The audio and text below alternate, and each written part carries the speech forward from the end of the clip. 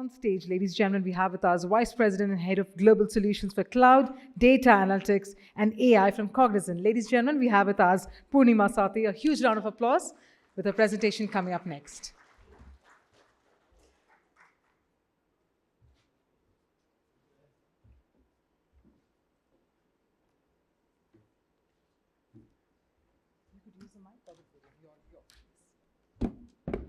Good afternoon. So I am the culprit standing between you and a warm lunch. So I will try to keep it as short and succinct as I possibly can, given that you just polled that AI is one of the most critical and top of the mind topics. So,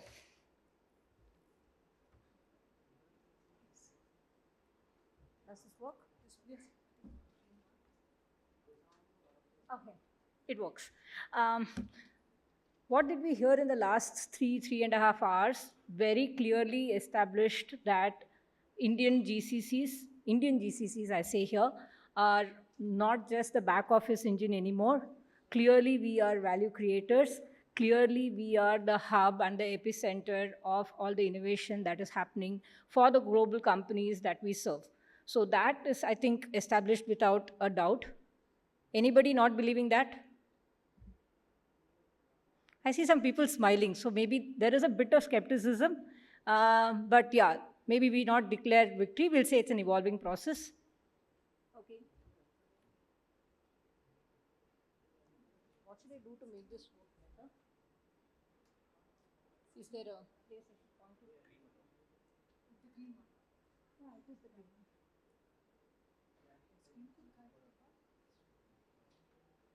Okay, maybe I just do this without a presentation. I'll give them time to work. I really don't need the... Okay. So we saw the previous session where they were talking about creating capacity and capability for actually helping transform the business of the core organizations that GCCs are supporting from India. And no transformation is ever complete without being part of the table that discusses strategy. And we believe that the Indian GCCs today are poised to sit at the table that decides strategy for their parent organizations and are at the core of decision making, especially when it comes to process transformation and technology decisions.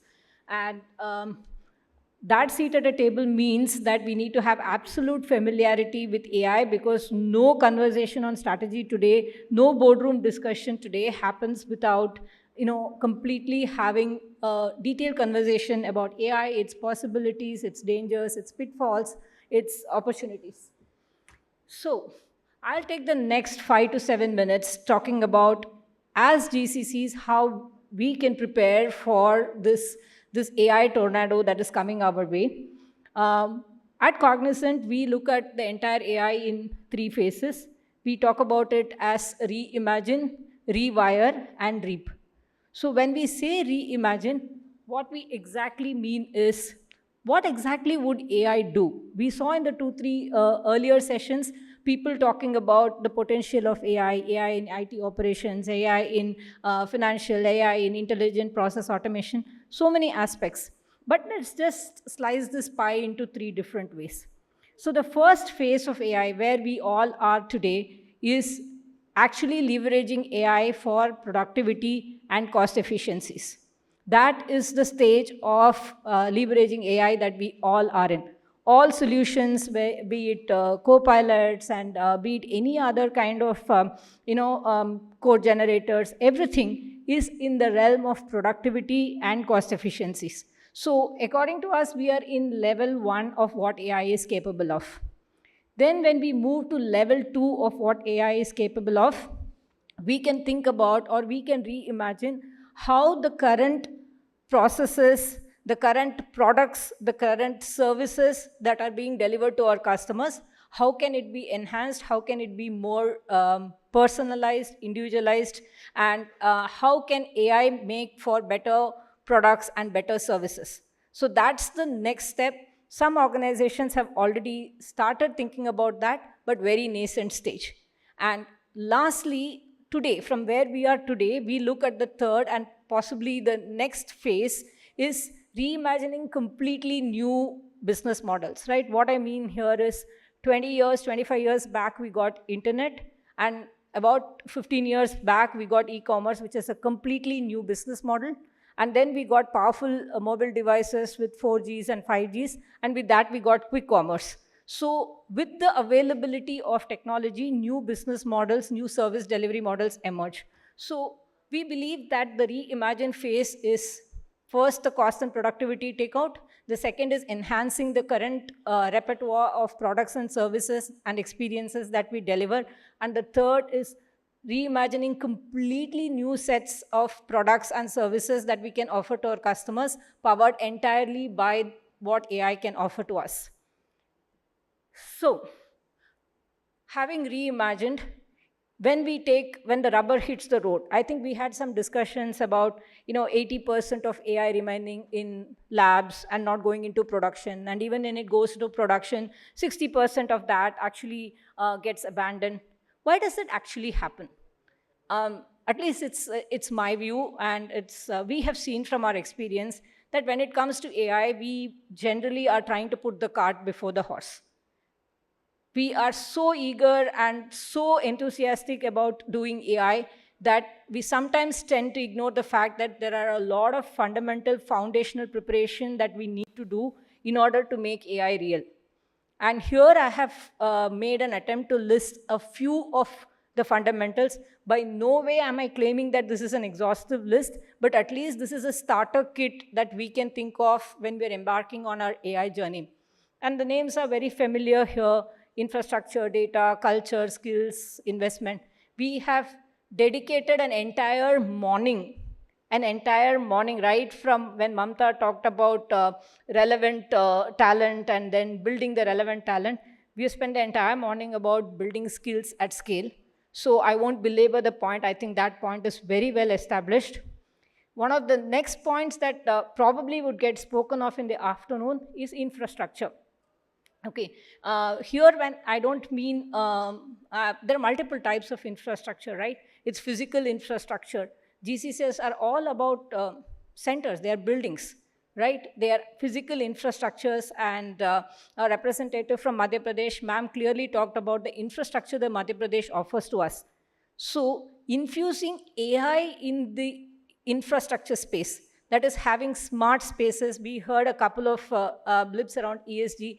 So infusing AI in building very smart spaces for ourselves, infusing intelligence on the edge, leveraging what 5G can be capable of. Even today, 5G is still in labs. I believe that as GCCs, we should exploit what 5G brings to the table to the maximum. So building smart spaces and intelligent infrastructure can pivot success for GCCs.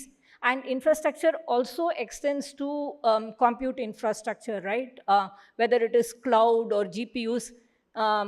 Somebody just mentioned that 80% of the data that the world uses resides out of India. Then imagine the amount of data storage and the compute prowess that we would need. How are we thinking and how are we influencing the compute prowess? How many of us are talking in terms of having a futuristic cloud strategy? All of us have things on cloud. How many of us are thinking of a futuristic cloud strategy? How many of us are thinking of GPUs or having probably a hybrid data storage or leverage data ecosystem? So some of these aspects, okay, the infrastructure advantage is going to be huge for GCCs in being the AI hub of the world. Definitely data. We can't overemphasize. In a minute, I will come to probably the data imperative in a bit more. Would also want to talk about culture, because skills follow culture. Why AI is not taking off today is the trust on AI. The moment organizations start trusting AI, the adoption will be very high, and when adoption is high, skills, talent development, everything will automatically follow. But we have to build a culture of trust here, and that is really the beginning, making AI explainable, making AI more transparent. Today, somebody used the word black box. Indeed, it is. It's quite opaque. So how can we focus and build a culture? And speaking of culture, we can also, we want the world to think of us as the AI hub. That means culturally we need to show off that we have the propensity for futuristic technologies. That is a very important, the image building for that is very crucial. And starting from simple measures, like, you could have studios, you could have labs where you can actually showcase all the AI work that you're doing. Imagine every one of your GCCs has a dedicated space for studios and labs where you showcase all the work that you and your teams are doing out of India. That automatically advertises our prowess to folks traveling in from HQ or the global leaders of your organization. So rewiring for AI comes from multiple angles. Of course, all of this requires investment. And in order to secure the investment, we need to build the muscle of storytelling. If you're going to ask somebody for money and we're going to ask somebody for investment, we need to tell them the story of ROI. And if we have to tell the story of ROI, we need to tell the value story. So I think in the morning it was mentioned that we start from the value and then build backward. Absolutely spot on. What is the value we are delivering and how well we tell that story is what is going to attract investment. Because if you have to build infrastructure or you're building data ecosystems or you are going to be investing in building cultures or skills at scale, we need the money. So we need to be very clear what our story is going to be that we're going to tell to our leaders globally and to governments and to international organizations, because that will ensure that we are well hydrated from a funds perspective. And last but not the least is the governance angle. Okay, because in order to have trust and in order to the trust to be perpetuating, there has to be very strong governance in terms of processes, in terms of data.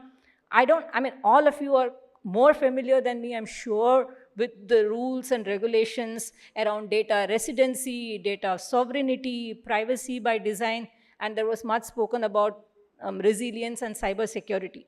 Because if we are holding 80% of the world's data, we could be held to ransom. With power also comes vulnerability. So how are we ensuring that we have the kind of resilience to hold this kind of data and ensure the purity and clarity of this data is very, very critical. So succinctly put, rewiring for AI has multiple foundational elements that we need to build on. Just elaborated on a few. And give an example for it on skilling at scale. A very tiny example, I'll take 30 seconds here, right? We have developed this AI engine, we call it GROW, which will skill associates at scale, and it will also evaluate at scale. Because we are not talking about training 100 or 200, we are talking about having to train thousands of associates in multiple technologies. The days of homogeneous technology is gone, right? So an AI engineer, at a minimum, requires 12 to 15 skills, at a minimum. So we are talking about trainings about 1,000 to 2,000 people on 10 to 15 skills and continuously evaluating them. Very difficult to do with physical human trainers, and even more difficult to do continuous evaluation and SMEs investing their time. So there is an AI solution to actually create the course content, deliver the course content, evaluate the associates, re-evaluate the associates, and ensure that they are certified. And of course, there is a human at the end of the loop who will agree or disagree to the rating given by this entire AI system. So this is probably a tool or a platform that AIs can, GCCs can use to actually skill, because relevant talent, I think it was quite decided today morning, needs to be built. We are not going to inherit from someplace. So all of us will have to build this talent, and we'll have to do it at scale, at industrialized pace, and only AI can help us here. And the other area, I think multiple, in every session, the emphasis was on data and how crucial data is for the success of AI. Of course, with large language models, there is a certain belief that data is going to come from the ecosystem. But what actually differentiates data for your organization is your organization's own data. When that gets infused into the data that comes from LLMs is where you are going to be contextualized. Paucity of time, I can't really go into all the 7 steps here, But very simply put, we are talking of having a data ecosystem where there is seamless sharing of data across the organization. So we were just talking in the earlier session about breaking silos. The first thing that needs to break silos is data. Data is more siloed than anything else today. And the moment we can share data seamlessly across the organization, every department, every function is going to win. And the two major inhibitors for data being shared is trust in data. All of us, right? All of us like to create our own Excel sheets and PPTs. We are more comfortable. We have some amount of apprehension using somebody else's data. So creating trust in the data that's created in the organization, and also having technologies which allow this free flow sharing of data. Those are some data imperatives that I could think of. Of course, data security, privacy, governance, all have to be in place in order to ensure that along with LLMs and other machine learning algorithms, we can have a sort of intelligent AI ecosystem. Yeah, so that was a double click on some of the AI imperatives. But in the interest of time, to summarize it, so GCCs can leverage AI like any other organization leverages AI. It's as simple as that. Have an AI story, reimagine what your businesses and your experiences are going to be with AI, rewire for making sure that that AI meets real world challenges, and plan your data, plan your resources, culturally plan your investments in order to make sure that you are well hydrated throughout your AI journey. And we believe that nobody can win this AI battle by themselves.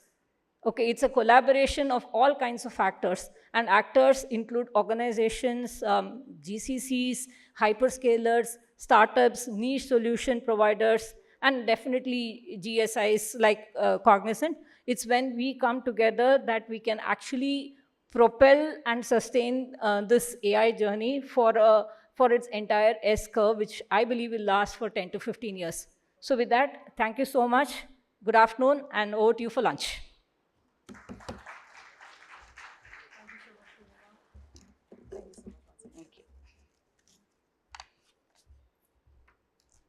Thank you so much, Purnima.